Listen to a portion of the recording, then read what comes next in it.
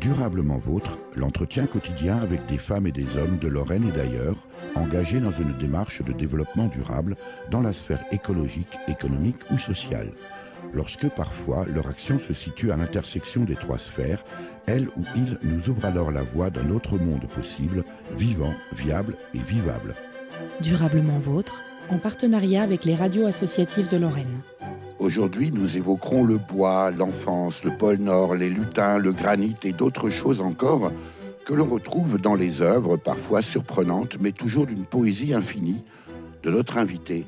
Cette émission a été enregistrée comme tous les 4e jeudis du mois, le 25 janvier 2018 à 18h30, au Gai Luron, café culturel à Saulxures-sur-Moselotte dans les Vosges, et réalisé en public. Public que nous saluons bien sûr.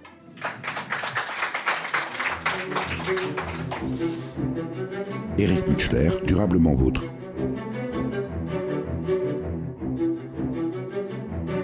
Bonjour Francis Cuny. Bonjour à vous. Francis Cuny, dois-je dire de vous que vous êtes sculpteur, artiste sculpteur, sculpteur d'art, poète des formes. Comment vous définissez-vous ? J'essaye d'être un peu tout à la fois en fait. Et du coup, voilà, c'est une belle aventure qui commence avec les racines de l'enfance. Alors, on va bien sûr en parler. Oui. Sur la définition, moi j'ai quand même tendance à vous considérer plus comme un artiste avant tout, non ? Ouais. Allez. Ça vous va ? Ouais. On va rester là-dessus. Allez. Francis Cuny, vous habitez dans les Vosges, à Trougemont. C'est l'un des 7 hameaux qui forment la commune de Basse-sur-le-Ruz. Pour situer, c'est entre Remiremont et la Bresse, dans la vallée du Ruz et du Bouchot. Mais votre lieu de travail, c'est la cabane extraordinaire de Travexin, à une dizaine de kilomètres, juste au sud de Cornimont. On y reviendra à cette cabane, aujourd'hui menacée de disparition, un peu comme une espèce rare. Quand on dit sculpteur, on pense immédiatement au bois, bien sûr, et pas forcément à la glace, ni au granit, et encore moins aux baleines à bosse.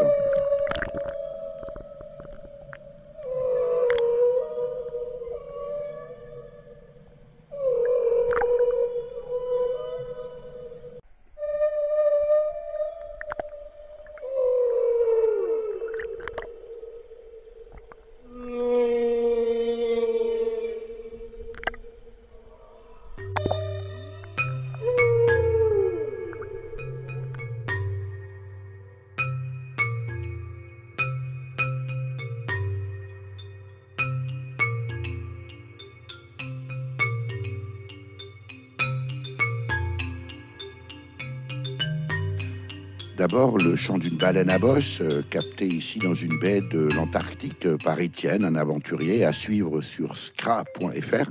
Puis un extrait d'une musique de Boris Lelon, jouée sur Xylos, une sculpture musicale de votre création, Francis Cuny. Pourquoi le choix de ces 2 extraits ? Les baleines sont l'origine du monde quelque part. Et Boris, il est dans l'actualité musicale qui est finalement un superbe rythme qui apaise et qui invite au voyage. Il y a d'ailleurs un certain lien, même musical, entre ces 2 sons que l'on vient d'entendre. Ben voilà, c'est le choix. Francis Cuny, vous avez d'abord été bûcheron. Expliquez-nous. Et oui, en fait, bûcheron naturellement parce que d'une famille de bûcherons, de débardeurs avec les chevaux en forêt, donc autrefois. Et aussi donc relié à la terre qui était ma mère était agricultrice, mon père bûcheron donc, et dans cette vallée de Vantron, Cornimont. Et tout naturellement, comme j'étais un petit peu garnement à la maison, mon père me prenait avec lui en forêt. Il me disait là au moins tu feras pas de bêtises. Du coup, ça a été pour moi une véritable découverte de la nature. De la nature forêt, mais de la nature du travail des bûcherons à l'époque avec le passe-partout, donc le silence, et avant l'arrivée des tronçonneuses, on va dire. Et du coup, le coup de main que je pouvais donner à mon père tranquillement, justement en forêt, était pour moi une superbe marque de confiance.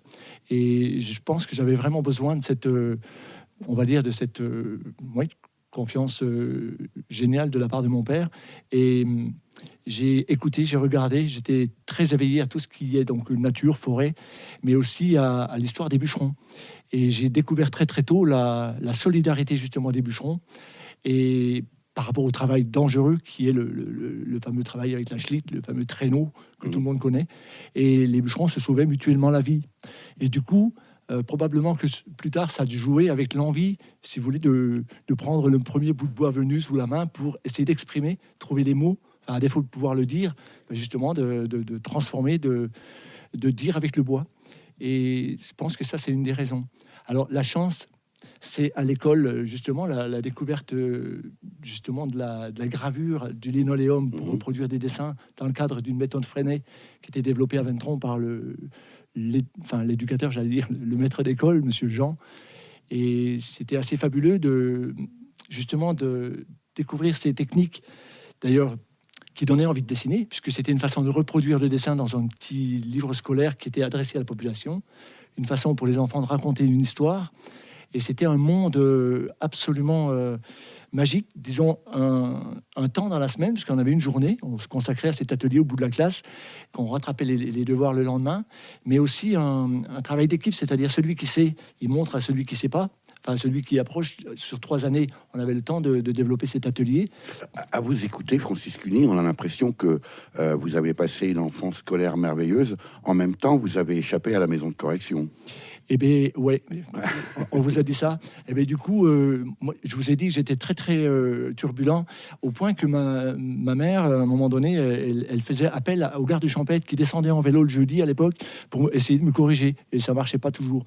Et du coup, un jour, j'ai demandé à mes parents s'ils avaient des crayons de couleur, parce que peut-être l'envie...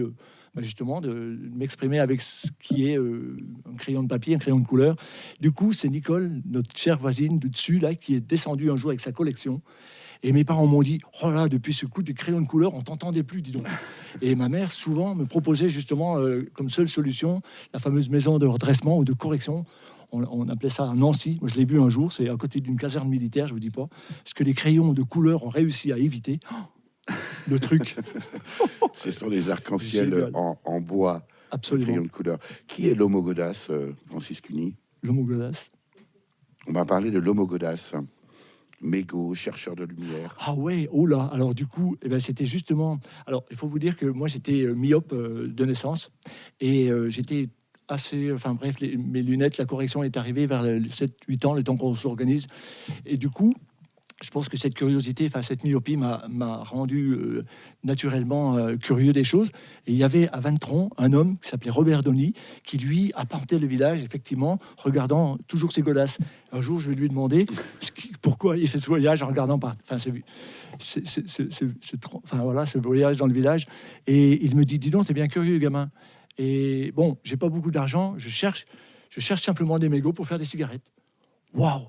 Et il me dit, bon, d'accord, t'es curieux, mais il faut que je te dise, j'ai voyagé, j'ai pas beaucoup d'argent, mais j'ai voyagé.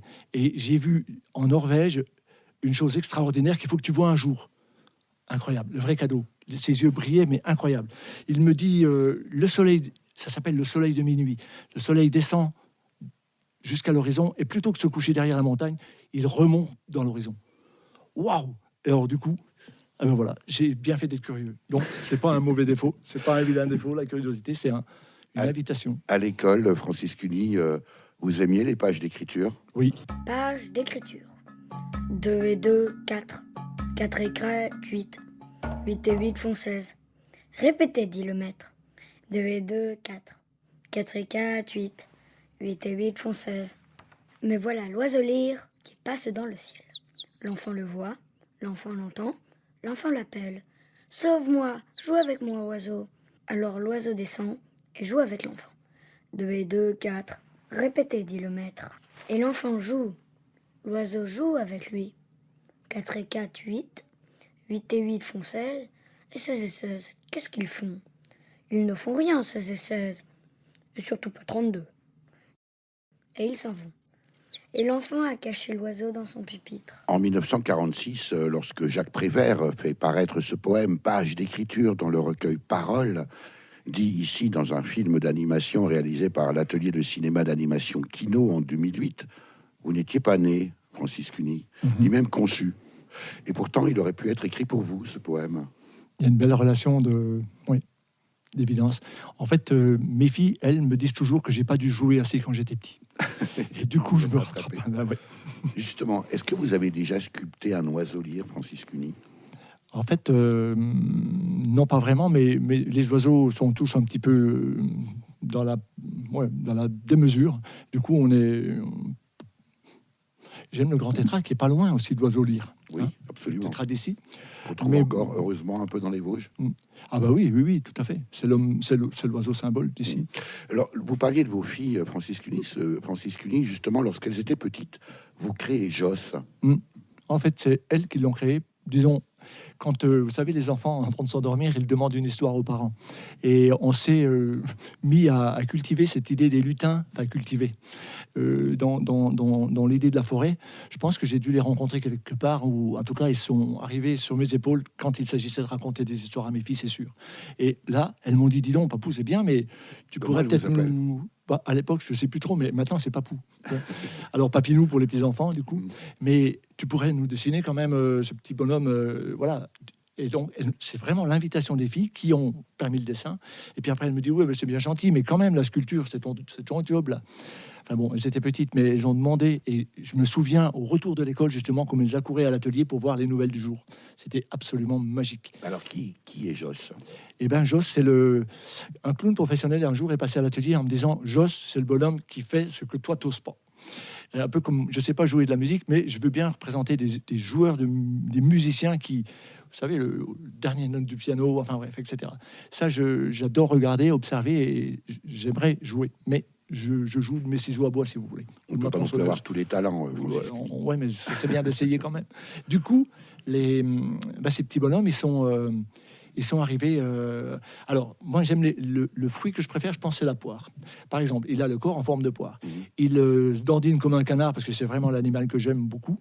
Et il a ce fameux nez qui n'est pas rouge, mais qui est le nez de clown. Il n'a pas d'expression de visage, forcément, mais c'est sa bonhomie et sa façon d'avancer qui touche, d'ailleurs... qui touche les enfants. Et voilà. Et peut-être que j'ai gardé, justement, cette âme de gamin qui... je pense que cette âme, elle peut traverser toute une vie. Je pense qu'elle est plus facile elle est facile à porter, on va dire, et elle aide vraiment à vivre, je pense. Et vous l'avez ensuite mis à toutes les sauces et dans toutes les positions, Josse. En fait, oui, je crois que j'ai dessiné un par jour de l'année, et j'aimerais bien, justement, prochainement, les amis sont prêts pour une rétrospective de Josse, proche de l'atelier, dans la maison, de réaliser donc cette exposition où tous les amis apportent, où on se rencontre, où il y a peut-être même une restauration des Josses. Et ce qu'on aimerait, c'est créer un calendrier, disons, universel perpétuel, où il y aurait donc Josse et une belle histoire par jour, où les amis ou les enfants pourraient apporter leur histoire, et on retrouverait justement tous les dessins de Josse et photos, etc. Si vous êtes partant, je pense qu'on pourrait réaliser et vivre à propos d'histoire, Francis Cuny, vous connaissez celle du petit garçon qui voit un sculpteur sur bois comme vous attaquer un bloc de bois et puis observer, regarder ce qui se passe et puis partir et revenir au bout d'une heure ou deux et découvrir que le sculpteur a sculpté un cheval. Et là, il dit au sculpteur, mais comment tu savais qu'il y avait un cheval dans ce bloc de bois? Oui, les gamins, ils ont tendance à m'appeler le sorcier, ou celui justement qui voit ce que les gamins ne voient pas. Et c'est très intriguant et c'est ça qui est bien. Il y a toujours un risque de donner une forme, parce qu'on n'a pas le droit on peut pas rajouter, donc on n'a pas le droit à l'erreur finalement.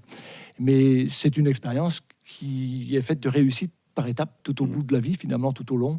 Et ce qui est intéressant dans un métier comme celui-là, qui est le propre de l'artiste en fait, c'est de consacrer du temps, de rechercher, d'inventer, de créer, et en même temps de prendre des risques. Et puis surtout, moi je pense que c'est une de mes motivations premières, c'est d'apporter aux amis des surprises, des nouvelles. Et à la naissance justement de Mathurin, parce qu'on est dans l'enfance, qui a maintenant 4 ans, j'ai vraiment voulu inventer un truc qui n'existait pas. À travers, d'ailleurs je l'ai amené ici pour vous montrer, à travers un bois. En fait, c'est aussi lié au tendinite où je peux moins sculpter avec mes gouges. Donc j'ai pris une petite scie à ruban, j'ai découpé des oiseaux qui sortent du bois, un peu à la façon d'une surprise et d'une naissance, et qui sont aussi l'image naturelle de l'arbre qui abrite les oiseaux. Vous parlez du bois, Francis Cuny, et puis vous parliez des lutins. Est-ce que vous connaissez Pierre Dubois, justement? Ah non, pas Il vraiment. faut que je vous présente à l'occasion Pierre Dubois, qui est elficologue. Oh là. C'est un spécialiste des elfes et qui fait des ouvrages littéraires, alors pour le coup des dessins et des livres absolument fabuleux. Je Génial. pense que vous pourriez bien vous entendre. Paix à celui qui hurle parce qu'il voit clair.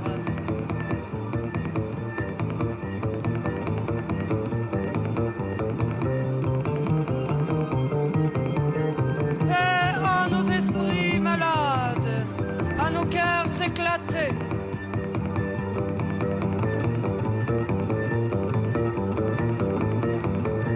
Paix à nos membres fatigués, déchirés.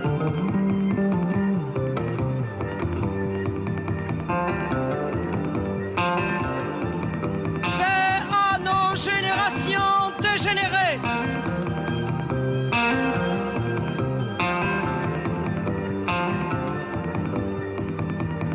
Paix aux grandes confusions de la misère.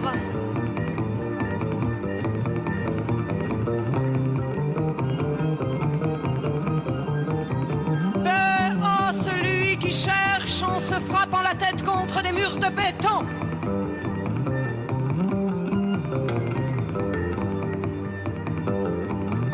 Paix au courroux de l'homme qui a faim.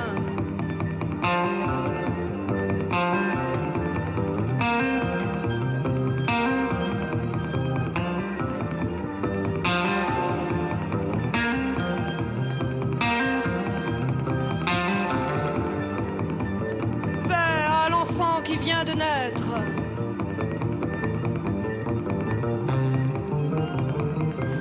Paix à la haine, à la rage des opprimés.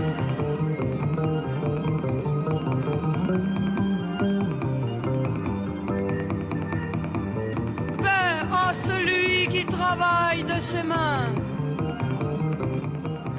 Durablement vôtre, Éric Mutschler. Paix à cette nature qui nous a toujours donné le meilleur d'elle-même et dont chaque homme, quel qu'il soit, a besoin.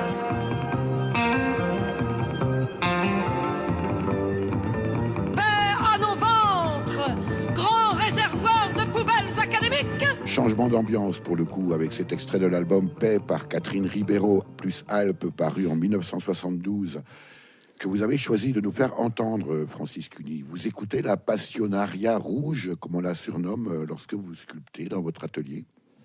Pas vraiment, mais en fait, cette chanson, elle est probablement juste dans cette période où j'ai fait ce choix de passer du bûcheronnage à la sculpture.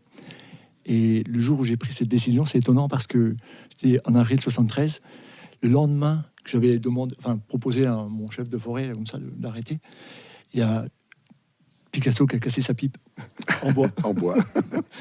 Et du coup, je me dis voilà, il faut la relève là, il faut faire C'est un quelque signe. chose. C'est un signe. Ça va les chevilles? Non. Précisément, Oui, ça Francis Cuny, qu'est-ce qui fait cette bascule, d'une part, et puis forcément la question qu'on pose toujours à l'artiste, c'est d'où vous vient l'inspiration? Ben, je vous ai dit un peu, l'inspiration, elle vient du besoin de dire. Moi, j'ai un vrai problème pour trouver les mots. Et du coup, c'est un moyen naturel que tout le monde peut, même l'enfant, transformer. Bon, le bois, c'est pas toujours évident, mais la terre, tous les moyens, tous les matériaux nobles Du sont coup, là. ça vous permet d'éviter la langue de bois. C'est ça, exactement. Je savais que vous alliez... Facile. En fait, alors il y a une. On parlait de technique tout à l'heure et de passe-partout. En fait, c'est étonnant, mais c'est la tronçonneuse, l'arrivée de la tronçonneuse qui a créé des concours de bûcherons. Et un jour, Maurice à la Bresse, un ancien bûcheron, m'a dit écoute, il faut des jeunes, il faut que tu viennes. Et bon, évidemment, c'est la compétition. Hein. C'est les tronçonneuses finalement qui font le jeu des concours parce que les bûcherons, ils sont là à suivre le mouvement, quoi. Mais il y avait une épreuve artistique. Avec la tronçonneuse, on essaie de donner une forme. Alors, on n'a pas beaucoup de temps, mais c'est ça qui m'intéressait, évidemment, et c'est ça que j'ai découvert. Et je vous parlais tout à l'heure des schlitters, et les premières sculptures que j'ai développées vraiment en grandeur avec ma tronçonneuse, c'était la schlitt. Mais si vous voulez, une schlitt toute seule, bête, comme ça, c'est vraiment... c'est une nature morte, si vous voulez. Alors que le bûcheron, devant la schlitt, en train de retenir ou de tirer, là, ça a été un grand moment créer un mouvement, enfin, de représenter justement l'humain au travail, dans cette condition du bûcheron qui était mon environnement et ma famille. J'invite vraiment les auditrices et les auditeurs à visiter votre site internet en attendant de passer, bien sûr, vous voir à votre cabane atelier de Travexin, Francis Cuny. Sur votre site internet franciscuny.com, ou des photos de vos créations, de vos réalisations. Personnellement, moi, certaines m'ont tiré la larme par l'émotion. Voilà, donc c'est vraiment un voyage. Cette cabane atelier de Travexin, qui également est présente sur votre site internet Francis Cuny, je disais tout à l'heure qu'elle est menacée. D'abord, c'est votre atelier. Ça ressemble plus à une maison de troll qu'à un atelier, vu de l'extérieur. Comment pourriez-vous la décrire, Francis Cuny ? En fait, elle est témoin d'une liberté totale que j'ai eue à l'époque. Alors, carte blanche de la part de mes parents, de construire cette petite cabane qui a pris sa place, trouvé sa place. Et oui, parce que quand on dit une cabane, c'est pas une cabane. Alors, les amis me disent que c'est aussi une sculpture. Elle abrite des sculptures, mais c'est une forme complètement... alors, il y a une recherche d'harmonie, d'équilibre, mais surtout une réponse justement à cette liberté. Vraiment, on peut pas... Et on pourrait appeler ça le toit qui danse, quoi. C'est-à-dire, c'est des formes attirantes. C'est fait justement exprès pour faire venir le monde. Et entièrement en bois. En fait, c'est tout à fait à l'image justement de mes parents qui étaient dans l'accueil tout le temps. L'envie de préparer le café, l'envie de rencontrer, et bras ouverts. Du coup, mais j'ai vu la passion de mes parents pour accueillir les visiteurs. Et mon père m'a même dit un jour, écoute, tu peux aller travailler la glace, la neige ailleurs comme tu veux. Moi, je veux bien être le gardien. Vous imaginez? Alors, vous avez eu des parents extraordinaires, Francis Cuny. Ah ben oui. Entre les lutins qui viennent m'aider la nuit, comme dit mon père à l'époque quand les gamins venaient à l'atelier. Mais en fait, je crois que on sait plus trop où ça commence, où ça s'arrête. C'est un peu comme la part d'un métier passionnant. On sait plus où est la vie à la fois familiale, personnelle et le travail. C'est tout mélangé. Cette cabane atelier, Francis Cuny, aujourd'hui est menacée. Expliquez-nous la raison. En fait, justement, cette fameuse carte blanche offerte des parents à l'époque ne présageait pas de la difficulté du moment d'aujourd'hui, qui se présente sous forme d'une indivision, c'est-à-dire mes frères et sœurs sont dans l'envie de vendre cette maison. Et évidemment, le passage, c'est un petit peu compliqué parce que le passage des visiteurs se fait tout à fait à proximité de cette maison. Donc, il y a comme une servitude de passage et à la fois une contrainte. Combien de frères et sœurs impliqués dans... On est 7 en tout. Oui, ça ne simplifie pas les choses. Non, mais c'est pas une question de nombre. Alors, j'ai une sœur, Brigitte, qui, elle, est tout à fait enthousiaste. Elle apporte sa part d'héritage, on va dire, pour aider justement ce projet de développement plutôt que d'arrêter cet atelier. Parce qu'il s'agit ni plus ni moins de sauver votre atelier qui pourrait très bien être considéré comme une forme de musée ou d'œuvre d'art en elle-même, quoi. Voilà. En fait, voilà. Quelqu'un vient de me dire dernièrement, s'il n'existait pas cette cabane, il faudrait l'inventer. Vous imaginez le cadeau impressionnant. Et du coup, voilà, c'est 50 ans d'histoire, mais c'est surtout, alors moi, je considère comme un bien commun ce lieu, parce qu'en fait, les amis visiteurs depuis tout le temps ont tellement apprécié et respecté ce lieu qu'ils l'ont construit avec moi. En fait, c'est témoin, comme on disait, d'une confiance réciproque. Vous êtes en train de racheter votre propre cabane, votre part en tout cas, ou en tout cas la part de vos frères et sœurs. C'est ça. Et vous avez lancé pour ça une souscription. Voilà. Et la souscription, si vous voulez, elle est un petit peu originale. Elle est une invitation aux amis qui sont venus, qui reviendront, à apporter l'équivalent d'1 euro symbolique, qui est finalement une avance sur la prochaine exposition qu'ils découvriront et qui permettent justement dont ils permettent le développement. Avec aussi des rendez-vous réguliers. Alors les rendez-vous vont, pour l'instant c'est les samedis dimanches avec nocturne le samedi, tous les samedis dimanches qui viennent, et ensuite on va réouvrir, on va dire, peut-être du lever au coucher du soleil comme autrefois, et là ça sera le bonheur parfait et avec une réussite partagée avec tout un... Et on trouve toutes les informations sur franciscuny.com. En 2017, Vérac, une commune d'un peu plus de 2000 habitants située à 14 km à l'ouest de Limoges, en Haute-Vienne, fait appel à vous, Francis Cuny, pour donner une nouvelle vie aux chaînes multiséculaires de la place de l'église, où le Capricorne, vous avez préparé le terrain. Francis est venu, il est venu dire bonjour à cet arbre monumental. Et immédiatement, nous avons senti qu'il était enthousiaste, que c'était un défi à relever qui était énorme. Heureusement, Francis Cuny est arrivé avec ses merveilleuses sculptures. Et là, il a donné aux chênes une autre dimension. Nous avions bien sûr des souvenirs d'enfance et de jeunesse de ce chêne. Les souvenirs, nous les garderons. Mais ce que Francis Cuny vient de faire, qui est une véritable œuvre d'art, fait revivre le chêne d'une autre manière, ce qui est pour nous, habitants de Vérac, quelque chose d'extraordinaire. Parce que les premières tronçonneuses étaient une douleur, et les tronçonneuses de Francis Cuny nous font plaisir. C'est une véritable joie. Vos tronçonneuses procurent de la joie, Francis Cuny, dit cette habitante de Vérac dans cet extrait d'un film réalisé par Jean-Pierre Valentin en 2017. Vérac, où vous avez réalisé le chêne aux oiseaux, où vous avez gardé la trace du capricorne, précisément. En fait, j'ai pris la suite de cet insecte qui s'appelle le grand capricorne, protégé par la loi, qui finalement adopte ou envahit les arbres malades, et du coup le grand chêne. Et ce chêne planté à la Révolution a demandé un gros budget de démontage et a demandé un gros aussi pour enlever ce fameux tronc de 7 mètres sur 1 mètre 60. Oui, parce que c'est le Capricorne en fait qui a eu raison de son existence. En fait, les champignons également. Du coup, le jeu, c'était de faire honneur à l'arbre, de lui donner une nouvelle vie. Là, c'est vraiment pour le cas. Et du coup, de conserver justement ce travail du Capricorne en façade. D'ailleurs, j'ai avec moi un petit bout de bois pour vous montrer là. Et du coup, la réussite se dit dans les propos d'Antoinette, notre chère voisine, qui, elle ne le dit pas, mais au départ, trouvait un petit peu drôle que la ville, la commune, consacre un budget pour justement, parce qu'il y avait doute, il y avait pas du tout de certitude. Le tronc était cru. On peut se poser à 4 adultes et 2 enfants à l'intérieur de l'arbre, vous imaginez. Je proposais... quelqu'un parlait de cabine téléphonique. J'ai dit que ce serait plutôt un rendez-vous pour amoureux. Alors là, ils ont dit ouais, plutôt, c'est vrai. Et du coup, c'est un envol. Enfin, c'est une naissance, un envol, disons, voilà, un petit peu d'ébauche. Et ce qui est intéressant, c'est le phénomène humain autour de ce grand chêne, c'est-à-dire qu'il y a une... Parce que c'était vraiment le rendez-vous de village. En plus des amoureux, c'est sur la place du village. Et du coup, il y a à peu près 150 oiseaux qui sont, avec les plus petits, qui ont essaimé dans les écoles, etc., qui sont sortis de ces volumes de grands troncs, de grands chênes, et qui vont être disposés par les enfants dans les différents hameaux du village, et tous donnent la direction du chêne pour inviter les visiteurs à remonter à la source, si vous voulez.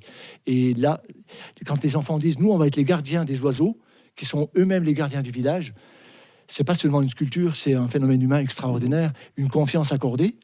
Et c'est comme ça que, quand on travaillait avec Jean-Pierre, justement, qui était porte-parole de ce grand travail, de ce grand chêne, je disais, ce grand chêne, il prédit ou il prépare la réussite de l'atelier de Travexin. En fait, c'est une façon de rebondir. Et toutes les tempêtes, toutes les gros séquoias jusqu'à 4 mètres de diamètre, vous imaginez, que j'étais amené à travailler en Limousin dans le cadre de résidences d'artistes, au gré des tempêtes, on va dire. C'est un peu la façon... Au gré des tempêtes, il y a évidemment un jeu de mots.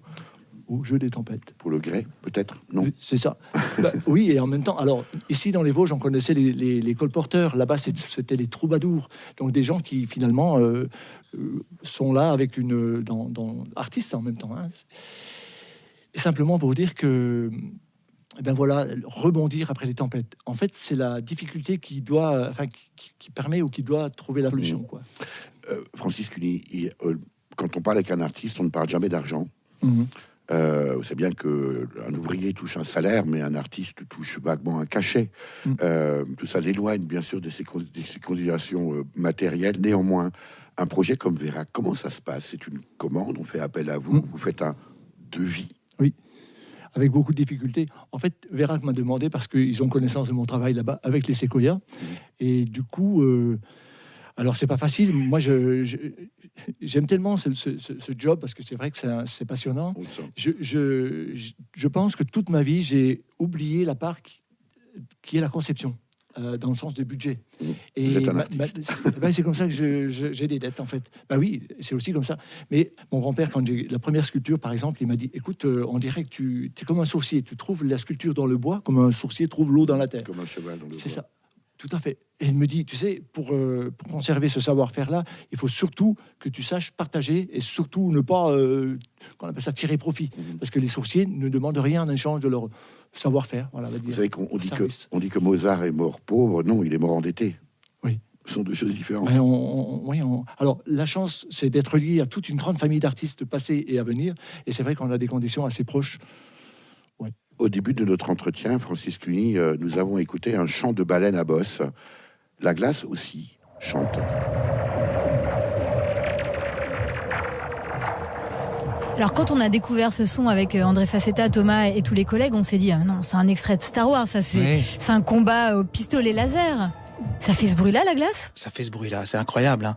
Mais ça, c'est un son dans ma carrière qui est extraordinaire, qui me passionne. Et je travaille dessus depuis que j'ai commencé, depuis plus de 20 ans maintenant. Qu'est-ce qu'on entend ? Qu'est-ce qu'il y a dedans ? Alors en fait, on m'avait parlé de ce phénomène quand je suis arrivé dans le Jura. Et je ne savais pas exactement ce que c'était. J'ai mis du temps à entendre mon premier son. Durablement vôtre, Éric Mutschler. Boris Jolivert est audio-naturaliste. Dans cet extrait, il était l'invité en 2017 de l'émission « La curiosité est un vilain défaut » présentée par Sidonie Bonnec et Thomas Hugues sur RTL. Vous le saviez, vous, Francis Cuny, que la glace chante? Parce que la glace, vous la sculptez.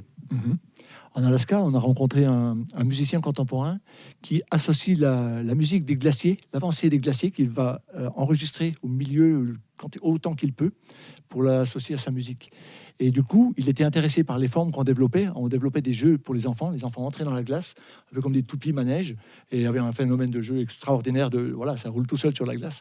Et du coup, il était intéressé justement pour qu'on puisse développer avec lui des formes, des concaves, pour que sa musique puisse être renvoyée avec un écho. Enfin, vous voyez, la forme donne une variante ou une variation à la musique. Et ça devient très intéressant. Francis Cuny, quand on vous écoute, vous parlez comme ça d'Alaska, de création, tout ça a l'air tout à fait naturel. Quand on va sur votre site internet franciscuny.com, là aussi, il y a des vidéos de vos réalisations, de vos œuvres d'art en glace, puisque là, on est en train de parler de vos sculptures sur glace. Vous avez conscience quand même que c'est totalement surprenant pour le commun des mortels. Écoutez, en 88, c'est le numéro des Vosges, c'est vous le chiffre des Vosges. Fin 87, je me suis dit, on se disait en famille, on va pas vivre une année comme les autres, ce serait banal, ce serait trop bête, parce qu'il faut vraiment honorer cette année qui vient. Et du coup, je crois que c'était exactement il y a 30 ans, quelques jours avant, je téléphone à la station de Valloire, donc qui organise la neige, la sculpture de neige, pour voir si c'était possible de visiter, parce qu'il pleuvait partout en France. Et la dame, elle me dit, mais vous pouvez venir, mais qu'est-ce qui vous attire donc à Valloire? Et bien, j'ai dit, écoutez, je suis sculpteur, je vais voir comment fonctionne la sculpture de neige. Elle me dit, une équipe de Norvégiens n'a pas pu se déplacer, vous pouvez venir, mais sculpter un bloc de neige, on est vraiment embêtés, ils nous embarrassent. Vous êtes béni des dieux, Francis Cuny. Et incroyable. Du coup, eh bien, vous savez quoi, on a donc réalisé une sculpture qui était justement une sirène sur un bateau extraordinaire, le prix du public, invité par les Norvégiens, les Finlandais. 15 jours plus tard, on était en Finlande. Et en retour de Finlande, on avait un fax à l'atelier qui nous invitait à travailler au pôle Nord magnétique. Alors justement, parlons-en du pôle Nord magnétique, parce que ça, c'est en 1988 où vous partez avec Christian Claudel et Gérard Ropellet pour le compte du groupe Gerland. Alors Gerland, c'est une entreprise de bâtiments, travaux publics et de terrassement, des bétonneurs, quoi. Et vous êtes chargé de sculpter le logo de Gerland sur la banquise. Ça, c'est pas très écolo comme démarche, Francis Cuny. Ben oui.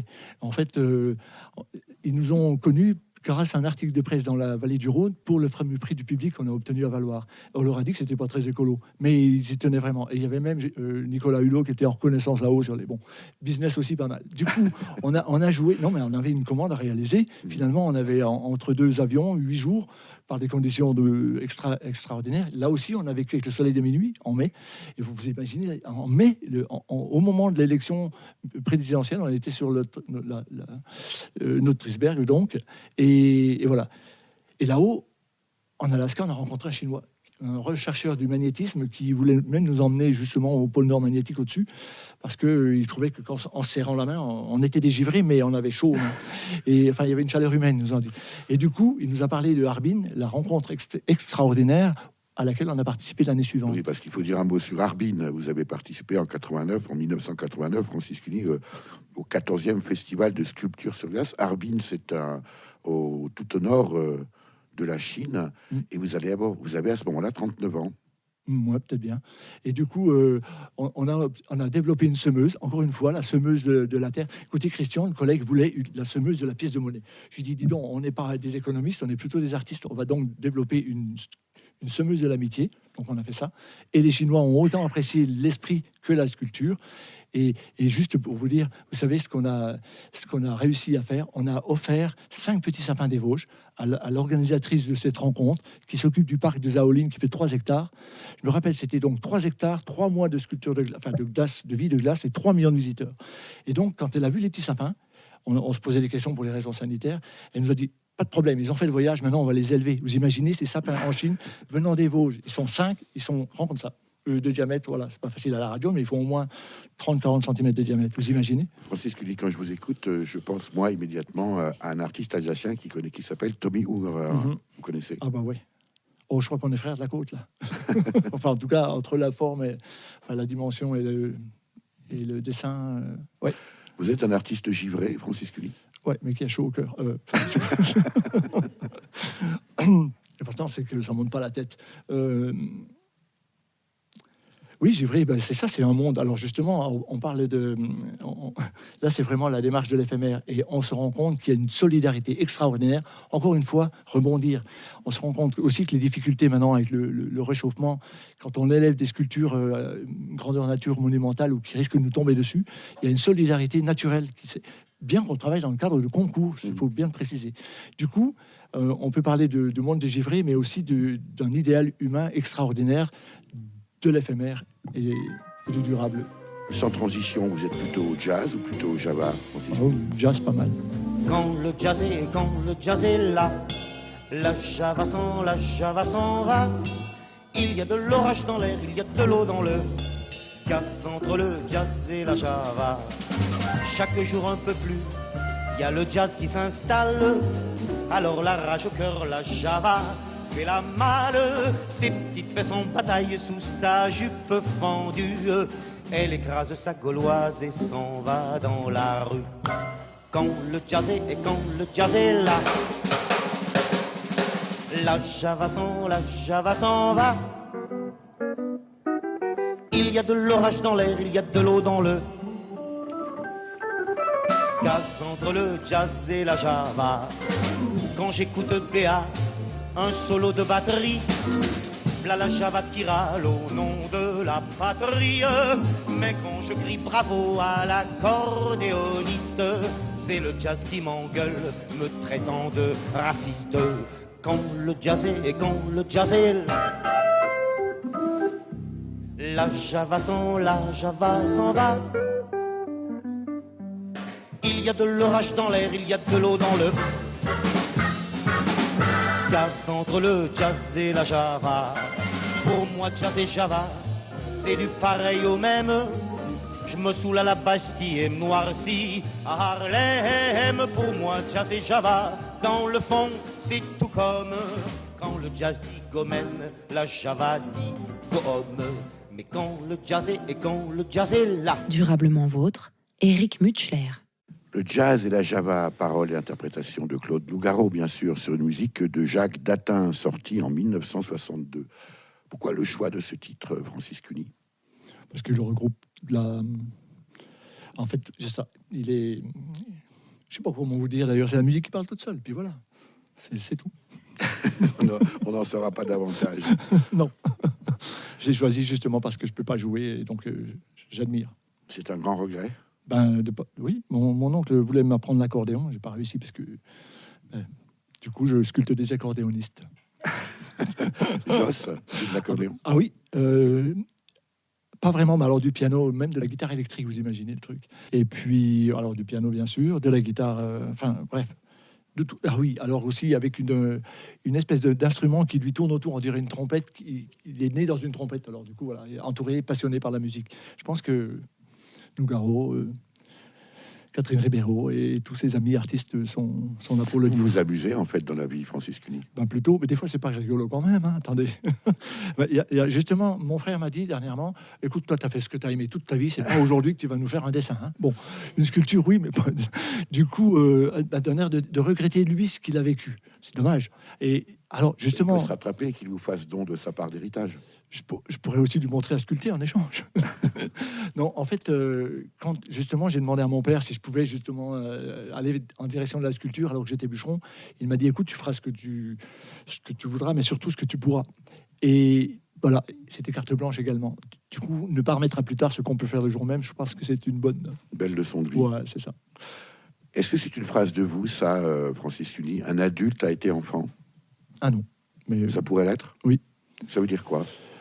Ben, tout est... Enfin, je sais pas comment... un adulte a été enfant. Oui. Forcément.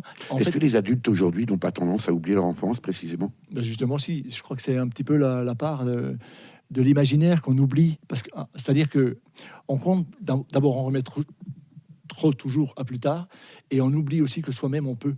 La plupart des gens qui, par exemple, un jour, un homme arrive à l'atelier et voulait acheter une sculpture qui représentait mon grand-père à moi. Et puis je lui dis, écoutez, l'idéal serait que je sculpte votre grand-père. Amenez-moi une photo. Ah, j'avais pas pensé. Et puis après, je lui dis, l'idéal serait qu'on le sculpte ensemble, parce que vous connaissez votre grand-père et je peux vous aider. Ah, il faudra que je réfléchisse quand j'aurai ma retraite. Du coup, le grand-père, je pense qu'il passe à l'as. Et vous voyez, c'est ça, c'est faire honneur aussi à la vie, à la capacité qu'on a, nous, d'inventer humain. Et puis, il suffit aussi de regarder tout le monde animal autour, justement, plein d'ingéniosité pour vivre, survivre et s'entraider, partager, quelquefois. Et c'est ça qui est le fait d'être curieux, peut-être, justement, apporte cette réponse. Et vous avez un attachement particulier aux lanceurs d'alerte? Ah ouais. En fait, j'admire Antoine Deltour, par exemple, qui a joué sa place de citoyen d'honneur d'une société qui lui doit reconnaissance. Là, ça se déroule bien pour lui. Je suis membre de cette association et je reçois les nouvelles, mais je ne saurais pas trop vous dire. Mais en tout cas, ce que j'aime, c'est cette part qu'on a à prendre tous là où on est maintenant. Et je suis en train de me rendre compte, quand j'ai choisi il y a 50 ans la sculpture, non seulement je créais mon propre emploi, si vous voulez, parce qu'un bûcheron m'a remplacé avec mon père, c'était génial. Et du coup, voilà, c'était pas dans ces termes, mais c'était inviter les amis autour à être un peu sensibles à la nature autour. Et cette sensibilité, justement, du bûcheron qui prend un peu conscience que les arbres, finalement, faut en planter et pas seulement en couper. C'est pas un problème de bûcheronnage. Les arbres, ils vivent, ils naissent, ils meurent. Enfin bon, voilà. Mais c'est cette sensibilité qui est permanente. Allez. Vous avez choisi d'être sculpteur ou c'est la sculpture qui vous a choisi, Francis Cuny? Je dis souvent que je travaille avec le bois et je travaille pas le bois en tant que tel comme quelqu'un qui monte sur une montagne. Voilà. Non, en fait, le bois, on parlait de découvrir, de creuser ou de sculpter. En fait, il est plein de surprises. Et autant, le grand challenge, c'est de réussir à faire avec les surprises qui ne sont pas toujours...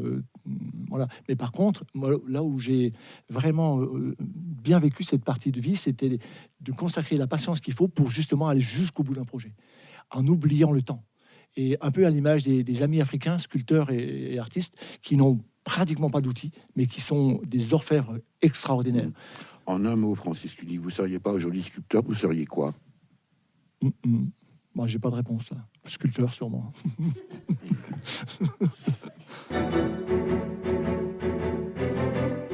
L'invité de Durablement Vôtre, coup de gueule ou coup de cœur?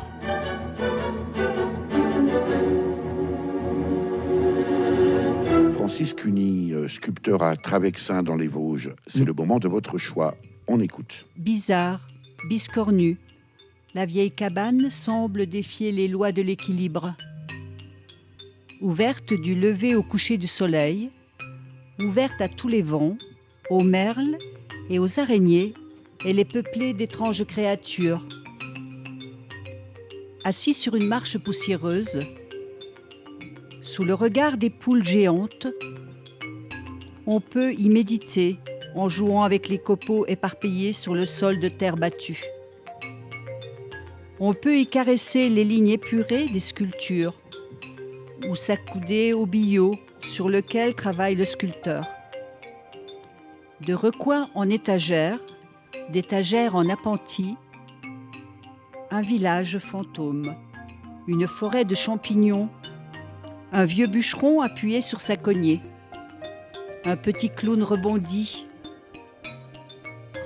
et espiègle, attendent que l'on découvre leur présence silencieuse. Paisible parenthèse, rencontre d'un autre imaginaire.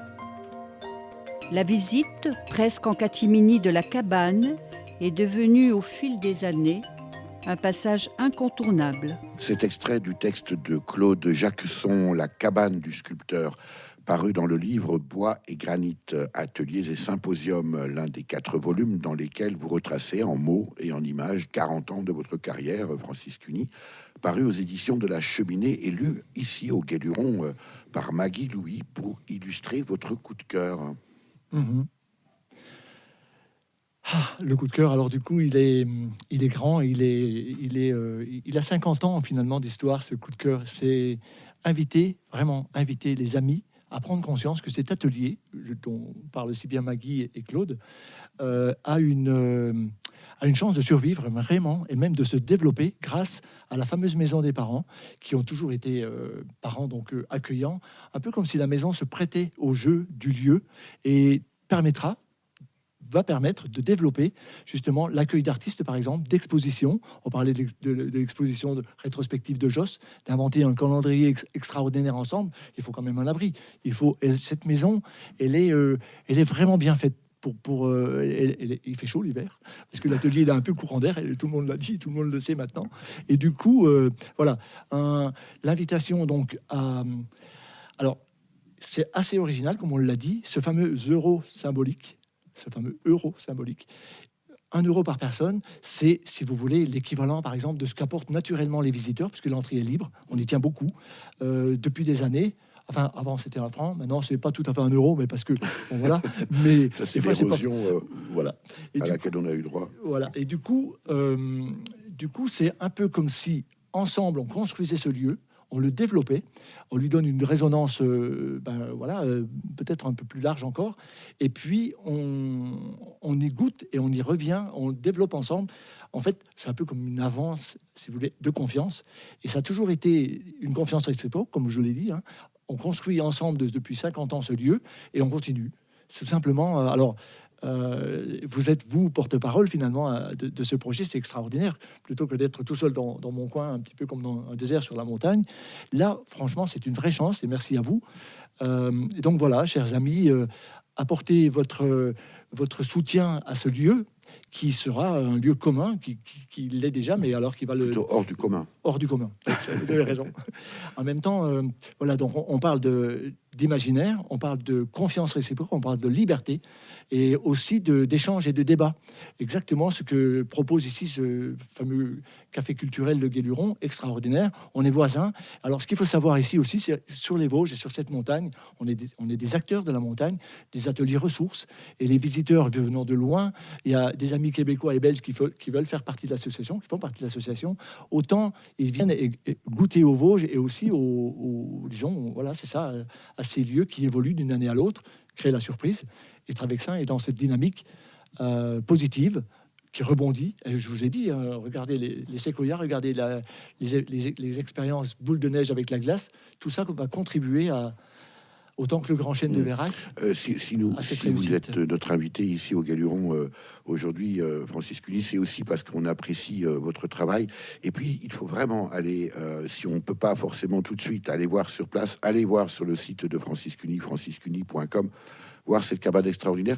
Comment ça réagit précisément aujourd'hui? Est-ce que les gens sont conscients de la valeur de ce patrimoine que vous avez construit depuis 40-50 ans, Francis Cuny? Est-ce que, je ne sais pas, les élus, les politiques prennent conscience de la plus-value artistique de cette réalisation? Et puis, il vous faut combien? Parce que ça, c'est des vraies questions. Alors, l'enthousiasme des élus, il est évident. La grande on est ravis de l'enthousiasme, mais est-ce qu'ils aident financièrement? Disons, pour l'instant, on se structure en association. Là, elle se précise au printemps, et du coup, pour l'instant, c'est sortir de cette fameuse ornière, cette situation difficile, pour avancer. Et alors, pour les moyens, c'est des grands moyens, puisque c'est une grande maison. Vous voulez vraiment un chiffre? Oui. Alors, bon, d'accord. Du coup, l'estimation par le notaire, c'est 146, disons 150 avec les frais, en gros. Et le problème, c'est que la charpente est vraiment atteinte. Et du coup, mes frères et sœurs se fixent à ce prix-là. Alors, personne n'est intéressé pour acheter cette maison. Elle est vraiment... personne n'est intéressé. C'est-à-dire qu'elle a elle a une grande valeur. Alors, en même temps, elle a une... Comment on appelle ça ? Elle permettra un beau projet, je m'excuse. Et du coup, alors, la question de l'argent, c'est toujours difficile pour moi d'évoquer, mais en même temps, c'est à la hauteur d'un beau projet. Après, les amis sont aussi prêts à prêter pour compléter justement cette somme, cette participation symbolique des amis autour de l'atelier. Et je pense qu'on va... Un peu comme les pièces d'un puzzle, en fait. C'est une construction, c'est un tout qu'on va réunir. Donc c'est le moment d'une part d'aller faire un tour sur le site franciscuny.com et puis bien sûr de passer vous voir à Travexin. Vous rappelez également, Francis Cuny, que l'atelier est ouvert tous les week-ends avec une nocturne le samedi. Voilà. Il se passe quoi à ce moment-là ? C'est-à-dire que c'est la magie qui s'installe avec la lumière, justement, autour et à l'intérieur de cet atelier sculpture, de cette cabane hors du temps. Et en fait, c'est difficile de quitter ce lieu les samedis soirs maintenant, parce que dès que les gens voient la lumière, ils viennent et ça fait pratiquement nocturne jusqu'à minuit, quoi. Alors vous voyez, c'est ça l'enthousiasme, en fait. Merci infiniment, Francis Cuny, pour cet entretien. Merci à vous. Je rappelle que vous êtes artiste, sculpteur sur bois, glace et granit, également l'auteur d'ouvrages. Il y en a 4, Josse et compagnie, bois et granit, la route des séquoias, neige et glace, parus tous aux éditions de La Cheminée. Pour en savoir plus, rendez-vous sur votre site à l'adresse www.franciscuny.com, où l'on pourra admirer les photos de vos œuvres et aussi vous aider à sauver précisément la cabane de Travexin. Merci au public du Guéluron Café Culturel à Saulxures sur Moselotte, où cette émission a été enregistrée en public le 25 janvier 2018, comme tous les 4e jeudis du mois. Merci public.